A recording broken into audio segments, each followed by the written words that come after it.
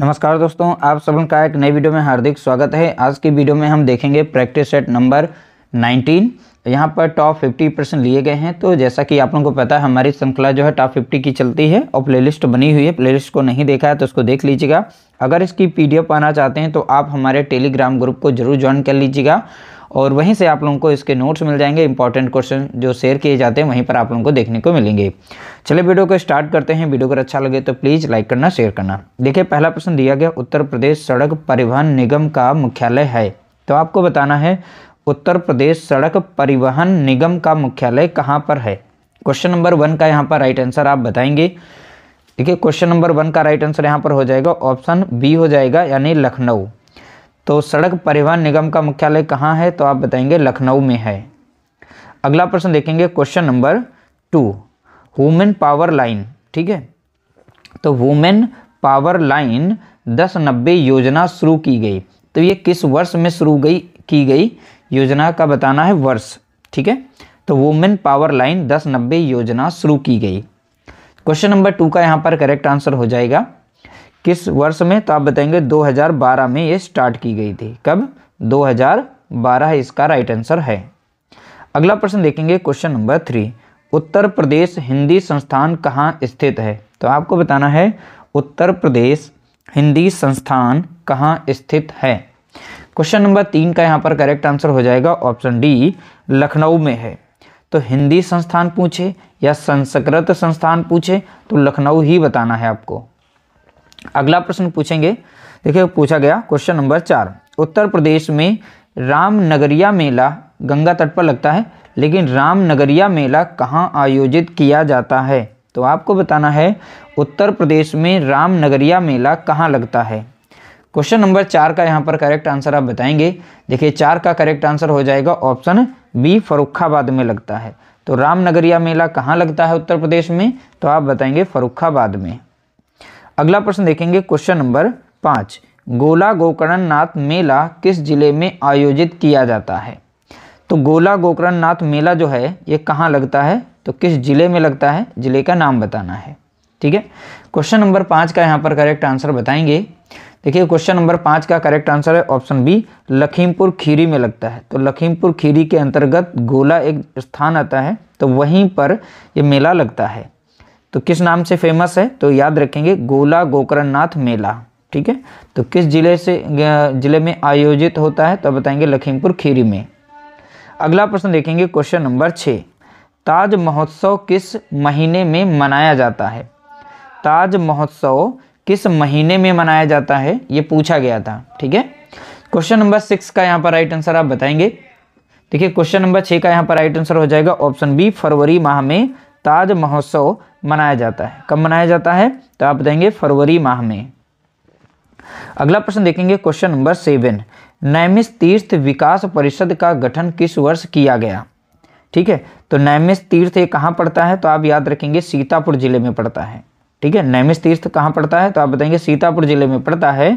लेकिन इसके विकास के लिए एक परिषद गठन किया गया, तो किस वर्ष ये गठन किया गया था वो बताना है। तो नैमिष तीर्थ विकास परिषद का गठन किस वर्ष किया गया, तो वो वर्ष बताना है। क्वेश्चन नंबर 7 का यहाँ पर करेक्ट आंसर हो जाएगा ऑप्शन सी, 2022 में। ठीक है, तो 2022 इसका राइट आंसर होगा। अगला प्रश्न देखेंगे, क्वेश्चन नंबर 8, इत्र नगरी या खुशबुओं का शहर किस शहर को कहा जाता है। तो इत्र नगरी के नाम से कौन सा शहर जाना जाता है, यह प्रश्न पूछ सकता है। खुशबुओं का शहर किस शहर को कहा जाता है।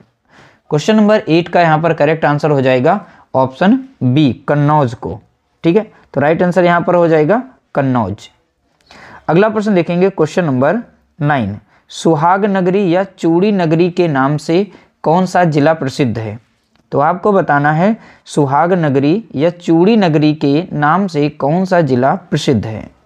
क्वेश्चन नंबर 9 का यहाँ पर करेक्ट आंसर हो जाएगा ऑप्शन सी, फिरोजाबाद। तो फिरोजाबाद जो है चूड़ियों के लिए प्रसिद्ध है। तो ध्यान रखिएगा, अलग अलग नामों से पूछा जा सकता है। सुहाग नगरी कहे या चूड़ी नगरी के कहे, तब भी आपको फिरोजाबाद ही सही करना है। अगला प्रश्न देखेंगे, क्वेश्चन नंबर 10, नैमिषारण्य तीर्थ किस जनपद में है। अभी ऊपर बताया था नैमिषारण्य तीर्थ किस जनपद में है, तो जनपद वो है सीतापुर। तो सीतापुर जनपद में नैमिषारण्य पड़ता है। अगला प्रश्न देखेंगे क्वेश्चन नंबर 11। चौरी चौरा, देखो चौरी चौरा किस जिले में स्थित है? चौरी चौरा किस जिले में स्थित है? या पूछेगा गीता प्रेस किस जिले में स्थित है? ये इंपॉर्टेंट प्रश्न है। तो गीता प्रेस, चौरी चौरा, ठीक है, किस जिले में स्थित है? सारा ये राइट आंसर हो जाएगा इन सभी का। ऑप्शन डी यानी गोरखपुर जिले में स्थित है। कहाँ पर? तो आप बताएंगे गोरखपुर जिले में। अगला प्रश्न देखेंगे क्वेश्चन नंबर यहाँ पर 12। किस नगर को भारत का सिराज कहा जाता है? तो आपको बताना है किस नगर को भारत का सिराज कहा जाता है। तो भारत का सिराज किस नगर को कहा जाता है? क्वेश्चन नंबर 12 का यहाँ पर राइट आंसर हो जाएगा ऑप्शन सी, जौनपुर को कहा जाता है। ठीक है, किस नगर को भारत का सिराज? तो आप बताएंगे जौनपुर शहर को या नगर को जो है भारत का सिराज कहा जाता है। अगला प्रश्न देखेंगे क्वेश्चन नंबर 13। रूमी दरवाजा कहाँ स्थित है? तो आपको बताना है रूमी दरवाजा कहाँ स्थित है। क्वेश्चन नंबर 13 का यहाँ पर करेक्ट आंसर हो जाएगा ऑप्शन बी, लखनऊ में है। तो रूमी दरवाजा कहाँ है? तो आप बताएंगे लखनऊ में है। अगला प्रश्न देखेंगे क्वेश्चन नंबर 14। चंद्रशेखर आजाद का जन्म मध्य प्रदेश में हुआ। अब प्रश्न ये भी पूछ सकता है यहाँ पर बना करके, चंद्रशेखर आजाद का जन्म किस प्रदेश में हुआ? तो आप बता देंगे मध्य प्रदेश में, लेकिन यहाँ कुछ और ही पूछा गया है। तथा लेकिन देखिए मध्य प्रदेश में हुआ था, लेकिन ये मूल निवासी थे। लेकिन मूल निवासी ये कहाँ के थे ये बताना है। क्वेश्चन नंबर 14 का यहाँ पर राइट आंसर क्या हो जाएगा? देखिए 14 का यहाँ पर करेक्ट आंसर हो जाएगा ऑप्शन बी, उन्नाव के थे। ये प्रश्न PYQ है, पूछा गया था, इंपॉर्टेंट था, इसलिए हमने इसमें शामिल कर लिया है। तो चंद्रशेखर आजाद का जन्म जो है कहाँ हुआ था? तो बताएंगे मध्य प्रदेश में हुआ था, लेकिन ये मूल निवासी थे। ये कहाँ के थे? तो आप बताएंगे उन्नाव के मूल निवासी थे। अगला प्रश्न देखेंगे क्वेश्चन नंबर 15। मिर्जा गालिब का जन्म हुआ था। तो आपको बताना है मिर्जा गालिब का जन्म कहाँ हुआ था। क्वेश्चन नंबर 15 का यहाँ पर करेक्ट आंसर हो जाएगा ऑप्शन डी, आगरा में हुआ था। तो 15 का राइट आंसर हो जाएगा आगरा। अगला प्रश्न देखेंगे क्वेश्चन नंबर 16। भारतवर्ष में प्रथम कृषि विश्वविद्यालय की स्थापना की गई, लेकिन कहाँ की गई ये बताना। भारत में प्रथम कृषि विश्वविद्यालय की स्थापना की गई, लेकिन कहाँ की गई ये बताना। क्वेश्चन नंबर 16 का यहाँ पर करेक्ट आंसर हो जाएगा ऑप्शन डी, पंतनगर में की गई। तो भारतवर्ष में प्रथम कृषि विश्वविद्यालय की स्थापना पंतनगर में की गई थी। ठीक है, तो पंतनगर ये जगह याद रखनी है। अगला प्रश्न देखेंगे क्वेश्चन नंबर 17। कुसुम योजना किस वर्ष प्रारंभ की गई? तो आपको बताना है कुसुम योजना किस वर्ष प्रारंभ की गई। क्वेश्चन नंबर 17 का यहाँ पर करेक्ट आंसर हो जाएगा ऑप्शन सी, 2019 में। ठीक है, तो 17 का राइट आंसर हो जाएगा ऑप्शन सी, 2019 में। अगला प्रश्न देखेंगे क्वेश्चन नंबर 18। आंवले का सर्वाधिक उत्पादन करने वाला जिला है। तो आंवले का सर्वाधिक उत्पादन करने वाला जिला कौन सा है? क्वेश्चन नंबर 18 का यहाँ पर करेक्ट आंसर बताना है। देखिए 18 का राइट आंसर हो जाएगा ऑप्शन बी हो जाएगा, प्रतापगढ़। तो प्रतापगढ़ जो जिला है उसमें आंवले का उत्पादन सर्वाधिक होता है। अगला प्रश्न देखेंगे क्वेश्चन नंबर 19। उत्तर प्रदेश में करेला या इतौजा झील कहाँ स्थित है? तो आपको बताना इंपॉर्टेंट झील है। उत्तर प्रदेश में करेला व इतौजा झील कहाँ स्थित है? क्वेश्चन नंबर 19 का यहाँ पर करेक्ट आंसर हो जाएगा, 19 का राइट आंसर है ऑप्शन बी, लखनऊ में है। तो लखनऊ में दोनों झीलें हैं, करेला व इतौजा झील। तो ध्यान रखिएगा, इनको यहाँ नाम, ये जो नाम है इन्हें याद रखना है। अगला प्रश्न देखेंगे क्वेश्चन नंबर 20। उत्तर प्रदेश में सर्वाधिक किस जिले में नहरें हैं? तो ऐसा कौन सा जिला है जिसमें सबसे ज़्यादा नहरें हैं? तो उत्तर प्रदेश में सर्वाधिक किस जिले में नहरें हैं? ठीक है, तो क्वेश्चन नंबर 20 का यहाँ पर करेक्ट आंसर बताएंगे। इसका राइट आंसर है ऑप्शन ए, रायबरेली में। तो रायबरेली में सर्वाधिक नहरें पाई जाती हैं। अगला प्रश्न देखेंगे क्वेश्चन नंबर 21। रथ यात्रा महोत्सव कहाँ होता है? तो आपको बताना है रथ यात्रा महोत्सव कहाँ आयोजित होता है। 4 ऑप्शन दिए गए हैं, इसमें से राइट आंसर बता सकते हैं। 21 का यहाँ पर करेक्ट आंसर हो जाएगा ऑप्शन बी, पुरी में। तो ये पुरी जगह कहाँ पड़ती है? तो आप बताएंगे उड़ीसा में। ठीक है, पुरी यानी कि उड़ीसा। ठीक है, याद रखिएगा रथ यात्रा का आयोजन पुरी में होता है। अगला प्रश्न देखेंगे क्वेश्चन नंबर 22, ऑस्ट्रेलिया की राजधानी कहाँ है? तो यानी ऑस्ट्रेलिया की राजधानी का नाम हमें बताना है। ठीक है, प्रश्न संख्या 22 का यहाँ पर करेक्ट आंसर हो जाएगा ऑप्शन बी, कैनबरा। तो ऑस्ट्रेलिया की राजधानी का नाम है कैनबरा। जकार्ता इंडोनेशिया, याद रखिएगा। अगला प्रश्न देखेंगे क्वेश्चन नंबर 23, पूर्वी और पश्चिमी घाट कहाँ मिलते हैं? तो यहाँ पर बताना है पूर्वी घाट और पश्चिमी घाट कहाँ पर मिलते हैं। क्वेश्चन नंबर 23 का यहाँ पर करेक्ट आंसर आपको बताना है। देखिए 23 का राइट आंसर हो जाएगा ऑप्शन सी, नीलगिरी हिल्स पर मिलते हैं। ठीक है, तो यहाँ पर जैसे इंडिया का ये मैप है, मान लीजिए ये मैप है इंडिया का, तो इस साइड में है ये पश्चिमी घाट और इस साइड में है पूर्वी घाट। ये दोनों घाट आकर यहाँ पर मिलते हैं, तो यहाँ पर नीलगिरी पहाड़ियाँ हैं। ये तो हमारा हो गया श्रीलंका, ये इंडिया है और यहाँ पर ये जो है, ठीक है, तो यहाँ पर नीलगिरी पहाड़ियाँ यानी नीलगिरी हिल्स है। ऑप्शन सी हमारा यहाँ पर राइट आंसर हो जाएगा। अगला प्रश्न देखेंगे क्वेश्चन नंबर 24, हड़प्पा किस नदी पर स्थित है? तो आपको बताना है हड़प्पा किस नदी पर स्थित है। क्वेश्चन नंबर 24 का करेक्ट आंसर आपको बताना है। 24 का राइट आंसर है ऑप्शन बी। ठीक है, यहाँ पर रावी नदी का लीजिएगा, रवि लिख गया है तो यहाँ पर करेक्ट कर लीजिएगा रावी नदी। ठीक है, रवि लिख गया है। ऑप्शन बी हमारा यहाँ पर करेक्ट आंसर दिया गया है। तो हड़प्पा किस नदी पर स्थित है? तो हड़प्पा जो है रावी नदी पर स्थित है। तो राइट आंसर हमारा हो जाएगा रावी नदी। अगला प्रश्न देखेंगे क्वेश्चन नंबर 25, 1 मिनट में मनुष्य कितनी बार सांस लेता है? ठीक है, तो यहाँ पर बताना है 1 मिनट में मनुष्य कितनी बार सांस लेता है। तो 25 का यहाँ पर करेक्ट आंसर हो जाएगा ऑप्शन ए, 16 से 18 बार में लगभग दिया जाता है आंकड़ा, जो कि एनसीईआरटी किताबों में इस तरीके से डाटा दिया गया है। तो 16 से 18 बार में एक मनुष्य जो है 1 मिनट में 16 से 18 बार सांस ले सकता है। अगला प्रश्न देखेंगे क्वेश्चन नंबर 26, विश्व व्यापार संगठन यानी WTO की स्थापना किस वर्ष हुई? ठीक है, तो विश्व व्यापार संगठन WTO की स्थापना किस वर्ष हुई? 26 का यहाँ पर करेक्ट आंसर हो जाएगा ऑप्शन ए, 1995 में हुई थी। और इसका मुख्यालय कहाँ है? तो आप बताएंगे जेनेवा। ठीक है, तो विश्व व्यापार संगठन का मुख्यालय कहाँ है? जेनेवा में है। किस सन में इसकी स्थापना हुई? 1995 में हुई थी। अगला प्रश्न देखेंगे क्वेश्चन नंबर 27, अंतर्राष्ट्रीय ओलंपिक समिति IOC का मुख्यालय कहाँ है? ठीक है, अंतर्राष्ट्रीय ओलंपिक समिति का मुख्यालय कहाँ है? 27 का यहाँ पर राइट आंसर हो जाएगा ऑप्शन बी, लुसाने में मुख्यालय है। ठीक है, लुसाने कहाँ पड़ता है? तो आप बताएंगे स्विट्जरलैंड में पड़ता है। अगला प्रश्न देखेंगे क्वेश्चन नंबर 28, भूटान की राजधानी का नाम क्या है? तो आपको बताना है भूटान की राजधानी का नाम। ठीक है, भूटान की राजधानी का नाम क्या है? 28 का करेक्ट आंसर हो जाएगा ऑप्शन बी, थिम्पू। याद रखिएगा थिम्पू यहाँ पर करेक्ट आंसर होगा। और ढाका जो है, ढाका ये पश्चिम बंगाल की राजधानी है। काठमांडू नेपाल की राजधानी है। इस्लामाबाद पाकिस्तान की राजधानी है। अगला प्रश्न देखेंगे क्वेश्चन नंबर 29, इराक की राजधानी का नाम क्या है? तो आपको बताना है इराक की राजधानी का नाम। ठीक है, 29 का यहाँ पर करेक्ट आंसर हो जाएगा ऑप्शन ए, बगदाद।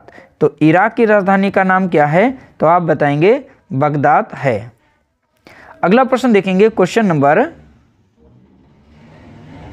30, ओमान की राजधानी का नाम क्या है?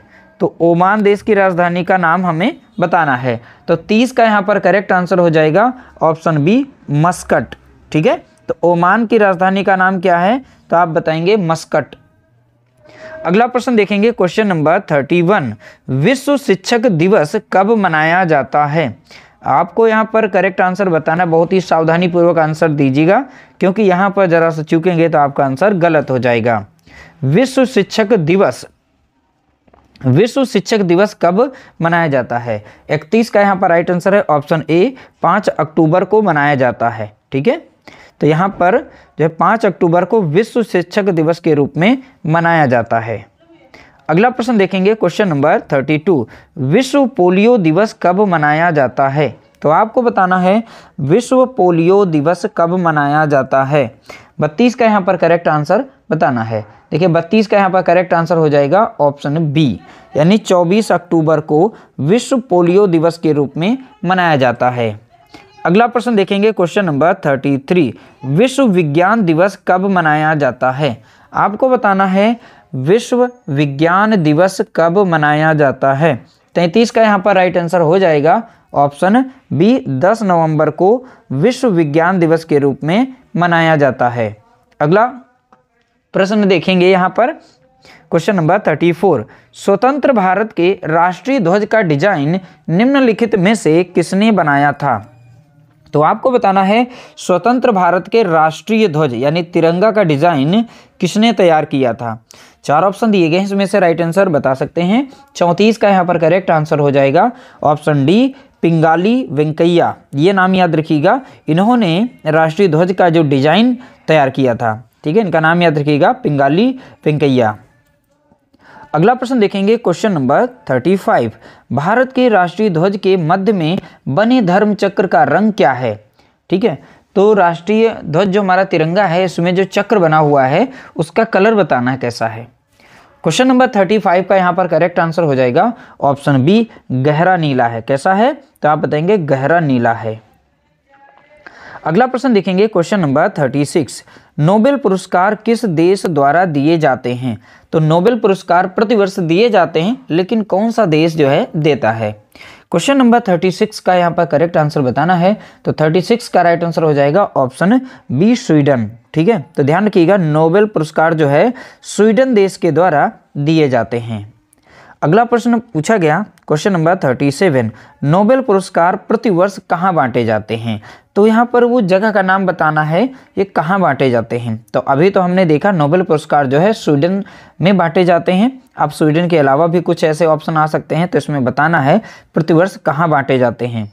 तो 37 का राइट आंसर हो जाएगा ऑप्शन बी, यानी स्वीडन की में स्थान है स्टॉकहोम, तो वहीं पर जो है ये क्या नोबेल पुरस्कार बांटे जाते हैं। ठीक है, तो कहाँ पर बांटे जाते हैं, तो आप बताएंगे स्वीडन में।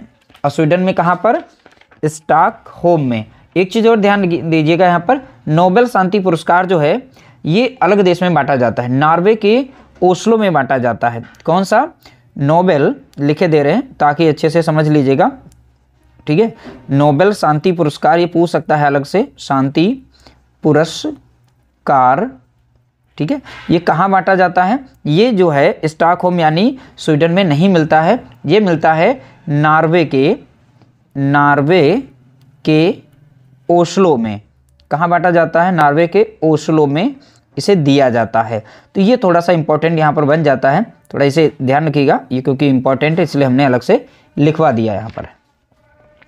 अगला प्रश्न देखेंगे, क्वेश्चन नंबर 38, ज्ञानपीठ पुरस्कार प्राप्त करने वाली पहली महिला कौन थी। तो आपको बताना है ज्ञानपीठ पुरस्कार प्राप्त करने वाली पहली महिला कौन थी।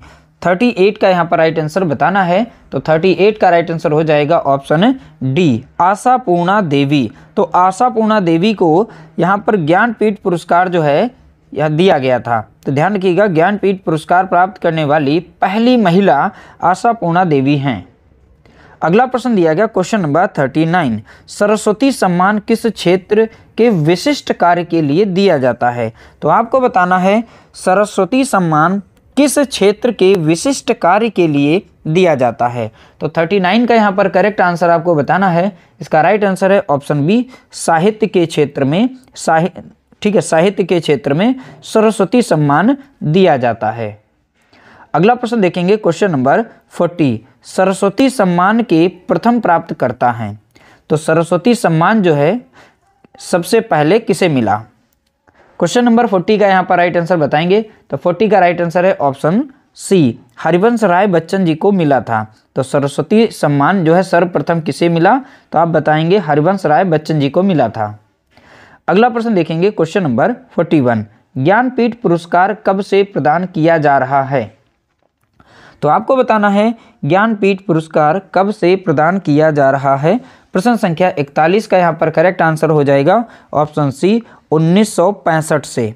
ठीक है, ज्ञान पुरस्कार ज्ञानपीठ पुरस्कार कब से दिया जा रहा है? तो आप बताएंगे 1965 से। अगला प्रश्न देखेंगे क्वेश्चन नंबर 42। महात्मा बुद्ध ने अपना प्रथम धर्म चक्र प्रवर्तन किस स्थान पर दिया? ठीक है, तो यहां पर प्रथम धर्म चक्र प्रवर्तन याद रखिएगा, ये टर्म इंपॉर्टेंट है। क्वेश्चन नंबर 42 का यहां पर राइट आंसर हो जाएगा ऑप्शन बी सारनाथ। तो इसका करेक्ट आंसर क्या होगा? तो आप बताएंगे सारनाथ। अगला प्रश्न देखेंगे क्वेश्चन नंबर 43। संगीत की दुनिया में सितार के जादूगर नाम से किसे जाना जाता है? तो आपको बताना है संगीत की दुनिया में सितार के जादूगर नाम से किसे जाना जाता है। तो 43 का यहाँ पर करेक्ट आंसर हो जाएगा ऑप्शन बी, पंडित रविशंकर को जाना जाता है। किसे जाना जाता है? तो आप बताएंगे पंडित रविशंकर को। अगला प्रश्न देखेंगे क्वेश्चन नंबर 44। वायुमंडल की सबसे ऊपरी परत को कहा जाता है? तो वायुमंडल में टोटल 5 परतें हैं। मान लीजिए पृथ्वी यहाँ पर है, तो हम सभी परतों के नाम लिखे दे रहे हैं। तो कहीं से भी प्रश्न बनेगा आप उसे अटेंड करेंगे, नहीं छोड़ेंगे। ठीक है, तो ये पृथ्वी है। पृथ्वी के सबसे समीप में पूछ सकता है कौन सी वायुमंडल की परत है? तो सबसे पहले परत आती है क्षोभ मंडल। ठीक है, तो सबसे पहली वाली परत कौन सी है? तो आप बताएंगे क्षोभ मंडल है। क्षोभ मंडल है, फिर समताप मंडल हो जाएगी, समताप मंडल, ये है मध्य मंडल, ये आयन मंडल है, और यहाँ पर है ये बाह्य मंडल। कौन सी? बाह्य मंडल। मंडल आप समझ लीजिएगा। देखिए, क्षोभ मंडल पहली है पृथ्वी के सबसे समीप में, दूसरे पर समताप मंडल, मध्य मंडल, आयन मंडल, बहिर्मंडल। और यहाँ पूछा था कि वायुमंडल के सबसे ऊपरी परत, तो वायुमंडल के सबसे ऊपरी परत कौन सी है? तो आप बताएंगे ऊपरी परत यहाँ पर आ गई, ऊपरी परत यहाँ पर बाह्यमंडल हो गई। कौन सी? बाह्यमंडल। इसलिए यहाँ पर हमारा राइट आंसर हो जाएगा ऑप्शन डी, करेक्ट आंसर होगा। अगर आपसे पूछता है वायुमंडल की सबसे निचली परत का नाम बताएं या सबसे पृथ्वी के सबसे नज़दीक वाली परत का नाम बताएं, तो क्षोभ मंडल बताना है। और ओजोन परत जो पाई जाती है ये समताप मंडल में पाई जाती है, O3, इसे कहते हैं ओजोन। ठीक है, तो ये भी याद रखिएगा, ओजोन परत कहाँ पाई जाती है? तो आप बताएंगे समताप मंडल में पाई जाती है। अगला प्रश्न देखेंगे क्वेश्चन नंबर 45। वायुमंडल की वह परत जो रेडियो तरंगों को परावर्तित करती है? तो वायुमंडल की 5 परतें होती हैं, तो उसमें से कौन सी ऐसी परत है जो रेडियो तरंगों को परावर्तित करती है? क्वेश्चन नंबर 45 का यहाँ पर करेक्ट आंसर हो जाएगा ऑप्शन सी, आयन मंडल। ठीक है, तो आयन मंडल हमारा यहाँ पर करेक्ट आंसर होगा। अगला प्रश्न देखेंगे 46। अहोम जनजाति भारत के किस राज्य से संबंधित है? कौन सी जनजाति है? अहोम जनजाति भारत के किस राज्य से संबंधित है? क्वेश्चन नंबर 46 का यहाँ पर करेक्ट आंसर बताएंगे। देखिए, इसका राइट आंसर हो जाएगा 46 का असम। तो असम में अहोम जनजाति पाई जाती है। अगला प्रश्न देखेंगे क्वेश्चन नंबर 47। मुंडा जनजाति कहाँ निवास करती है? ठीक है, तो बिरसा मुंडा का नाम तो सुना ही होगा, तो वहीं से आप याद कर सकते हैं। तो मुंडा जनजाति कहाँ निवास करती है? 47 का यहाँ पर करेक्ट आंसर हो जाएगा ऑप्शन बी, झारखंड में। तो मुंडा जनजाति कहाँ पाई जाती है? तो आप बताएंगे झारखंड में। ठीक है, राइट आंसर हो जाएगा झारखंड।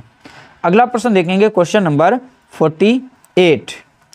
पारादीप बंदरगाह किस नदी के डेल्टा पर स्थित है? तो पारादीप एक बंदरगाह है, लेकिन किस नदी के डेल्टा पर स्थित है ये बताना है, और किस राज्य में है ये भी बता सकते हैं, आप कमेंट कर सकते हैं। 48 का यहाँ पर राइट आंसर हो जाएगा ऑप्शन बी, महानदी पर बना हुआ है। ये महानदी कहाँ पड़ती है? तो आप बताएंगे उड़ीसा में पड़ती है। ठीक है, उड़ीसा में। तो पारादीप कहाँ पर है? तो आप बताएंगे उड़ीसा में। अगला प्रश्न देखेंगे क्वेश्चन नंबर 49। भारत का सबसे बड़ा प्राकृतिक बंदरगाह कौन सा है? तो आपको बताना है भारत का सबसे बड़ा प्राकृतिक बंदरगाह कौन सा है। 49 का यहाँ पर करेक्ट आंसर आपको बताना है। तो 49 का राइट आंसर है ऑप्शन डी, मुंबई बंदरगाह। ठीक है, तो भारत का सबसे बड़ा प्राकृतिक बंदरगाह कौन सा है? तो आप बताएंगे मुंबई बंदरगाह। अगला प्रश्न देखेंगे क्वेश्चन नंबर 50। भारत का सबसे गहरा तथा स्थलबद्ध सुरक्षित बंदरगाह कौन सा है? बहुत ही इंपॉर्टेंट प्रश्न लिया गया है, तो ध्यान रखिएगा इस प्रश्न को। भारत का सबसे गहरा तथा स्थलबद्ध सुरक्षित बंदरगाह कौन सा है? तो देखिए 50 का यहाँ पर करेक्ट आंसर हो जाएगा ऑप्शन बी, विशाखापट्टनम। विशाखापट्टनम भी लिखते हैं, विशाखापट्टनम। ठीक है, तो ये इंपॉर्टेंट यहाँ पर प्रश्न था, इसलिए हमने इसको भी शामिल कर लिया। इस तरह से टॉप 50 प्रश्नों को हमने यहाँ पर देख लिया है। टॉप 50 में आपका स्कोर क्या रहा वो भी आप कमेंट कर सकते हैं। किसी भी प्रश्न में अगर डाउट हो तो आप हमारे टेलीग्राम ग्रुप पर जाकर कमेंट कर सकते हैं, टेलीग्राम ग्रुप पर, तो वहां पर उसका सोल्यूशन दिया जाएगा। देखिए सोल्यूशन वहां दिया जाएगा, कमेंट आप यहां पर कर सकते हैं, सोल्यूशन वहां पर दे दिया जाएगा उसका। तो ग्रुप को जरूर ज्वाइन करिएगा क्योंकि इंपॉर्टेंट क्वेश्चन वहां टेलीग्राम ग्रुप पर आपको शेयर किए जाते हैं। बाकी वीडियो अच्छी लगी हो तो लाइक कर देना, शेयर कर देना।